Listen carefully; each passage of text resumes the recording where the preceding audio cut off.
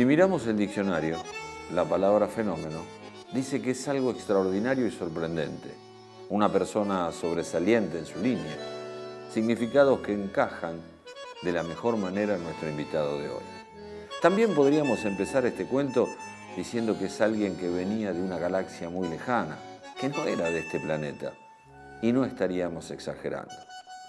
Estoy convencido, y seguramente muchos de ustedes opinarán igual, que si no se hubiese lesionado la rodilla, hoy estaríamos hablando y discutiendo sobre si fue o no uno de los más grandes jugadores de la historia del fútbol. Pero empecemos por el principio.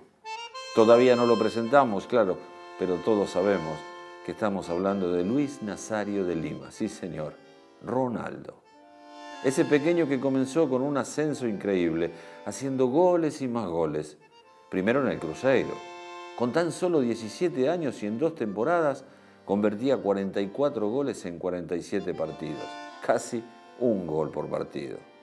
Asombrando a todos, hasta el técnico de la selección de Brasil, que lo llevó a disputar el Mundial de Estados Unidos 94, formando parte del plantel y logrando ganar su primer Mundial. Empezaba a acumular logros. Se transformaba en el goleador más joven de la historia del Campeonato Mineiro. El campeón más joven de la historia en ganar una Copa del Mundo. El goleador más joven de la Supercopa Sudamericana. Todo parecía poco ante este Ronaldo que se encaminaba a cosas grandes. El siguiente capítulo de este cuento lo podríamos titular La conquista de Europa. Con apenas 18 años, llegó al PSV de Holanda, nuevamente para romper récords y consagrarse como el goleador más joven en la historia de la liga holandesa. 54 goles en 57 partidos son los números del fenómeno en los Países Bajos, otra vez casi un gol por partido. Ya se empezaba a hablar de un extraterrestre, de alguien que con menos de 20 años llegaba al fútbol para romper todos los récords, alguien que se iba a subir a lo más alto en la historia del fútbol mundial. El Barcelona sabía esto y pagó 2.500 millones de pesetas, sí, unos 15 millones de euros. Ahora parece poco, pero ahí era un récord absoluto en esa fecha. Comenzaba otro capítulo, el Rey Ronaldo. El goleador más joven de la historia de la Supercopa de España, el goleador más joven de la historia de la Copa del Rey, el goleador más joven de la Liga de España, el ganador más joven en la historia del Balón de Oro. Todos récords que, por supuesto, todavía mantiene. El Barcelona fue el club que lo colocó en lo más alto del fútbol mundial, haciendo goles como para agarrarse la cabeza, ¿no? Como para no entender cómo había un jugador tan rápido, con tanta capacidad para hacer tantos goles. 47 hizo en el Barcelona. En 49 partidos, nuevamente casi un gol por partido. Pero eran épocas que en el Barcelona todo lo que brillaba parecía no ser bueno. Y como tantos otros astros, se fue del Barça, pese a ser el jugador más importante del plantel. Llegó al Inter de Milán. Claro que ahí se abre otro capítulo de este cuento. Y no son las mejores páginas para este astro. Comenzó como siempre, 34 goles en 47 partidos, un muy buen promedio de gol, llegando a convertirse en ídolo interista en muy poco tiempo. Llegó su segundo mundial y todo el mundo esperaba la consagración del fenómeno, que parecía encaminada. Llevó a la final a Brasil por segundo mundial consecutivo, pero Zinedine Zidane se quedó con un trono que estaba preparado para él, que disputó el partido final en condiciones que no eran las mejores. A partir de ahí ya no fue lo mismo. Sus números eran buenos, pero dejaron de ser de un extraterrestre para transformarse en estadísticas de un ser humano.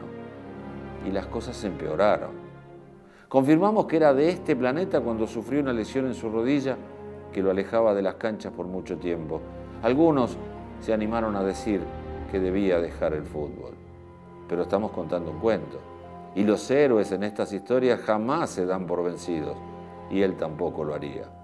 Con la mira puesta en la Copa del Mundo de Corea y Japón, se entrenó solo y como nunca para decirle al mundo: no estoy terminado, yo puedo y voy a volver a ser el mejor.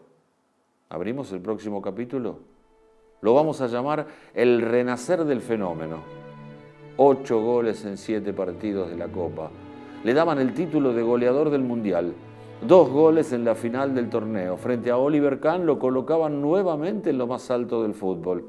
Segundo trofeo de los mundiales que levantaba en su historia, pero con Ronaldo como protagonista principal. Claro que no solo eso. El Real Madrid quería que su renacer fuera vestido de blanco y contrató al brasileño para que volviera a reinar desde la Liga Española, donde nuevamente volvió a ganar el Balón de Oro, donde volvió a convertirse en Pichichi, donde volvió a convertir goles extraordinarios, donde parecía que volvía a ser el Ronaldo de los años anteriores. Pero sus principales enemigos, las lesiones, no lo iban a dejar seguir con su levantada.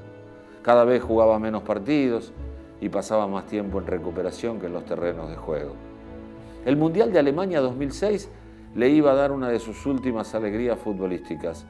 Hizo los 3 goles que necesitaba para convertirse en el máximo goleador histórico de las Copas del Mundo, sumando 15, un récord que mantuvo hasta el pasado Mundial de Brasil. Y en el final de esta historia repasamos también los últimos años de este goleador. Estuvo en el Milan, donde no jugó mucho, pero logró ser el único jugador en anotar goles en 2 clásicos del fútbol, como Barcelona-Real Madrid e Inter-Milan, pero para los 4 equipos. Volvió a sufrir nuevamente una lesión en otra rodilla.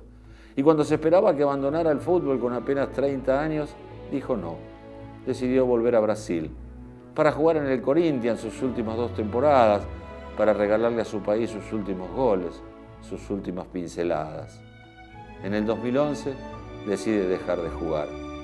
Le dice adiós al fútbol profesional y a una carrera que, pese a sus lesiones, es una de las mejores en la historia de cualquier jugador del fútbol mundial.